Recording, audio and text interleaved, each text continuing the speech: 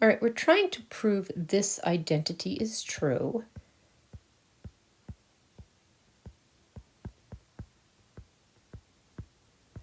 And the first step, they are replacing this here with a cosine squared theta over a sine squared theta.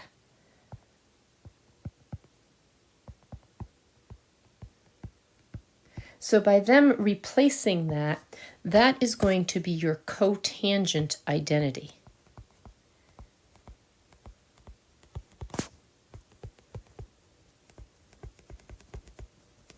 In the next step, they are replacing the 1 with a sine squared over a sine squared. And they're doing that